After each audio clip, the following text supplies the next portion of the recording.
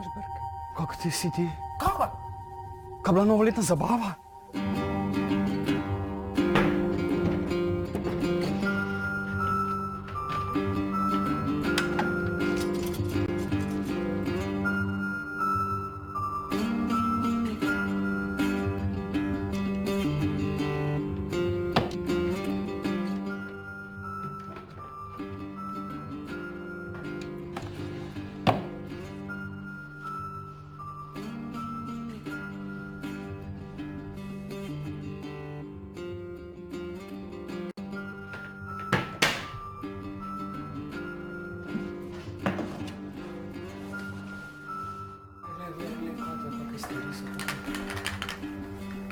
Glej to. Pletemo za družino.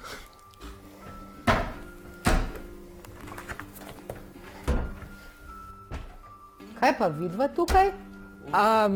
Mi dva misliva, da sva v 80-ih. Ja, tako. Sva? Sta.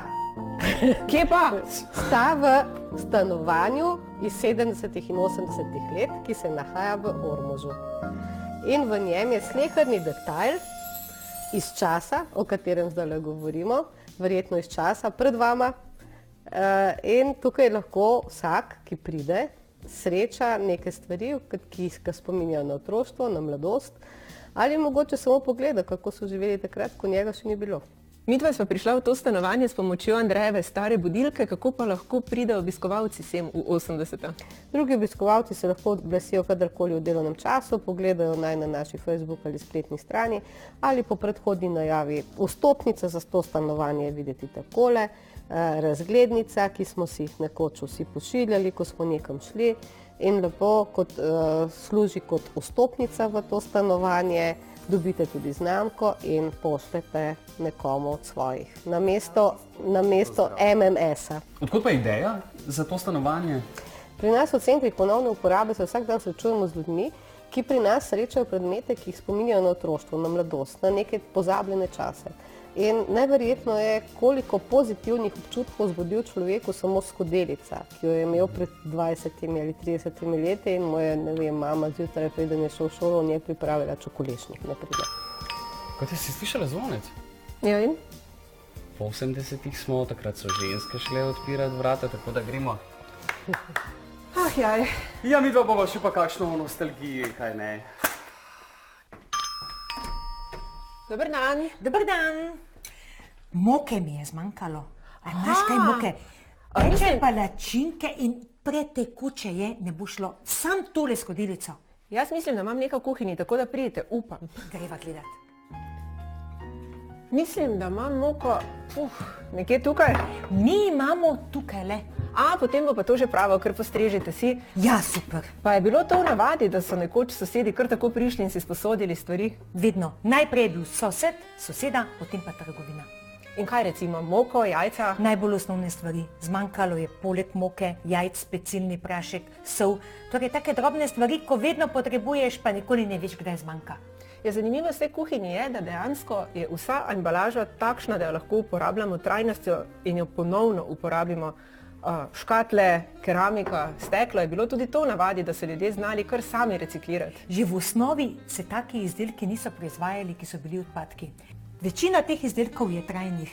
Praktično so neuničljivi, uporabni danes, ne poškodujejo se, kvalitetni materiali in vedno aktualni. Ja, takšna posoda ima najverjetneje marsikdo še sedaj doma.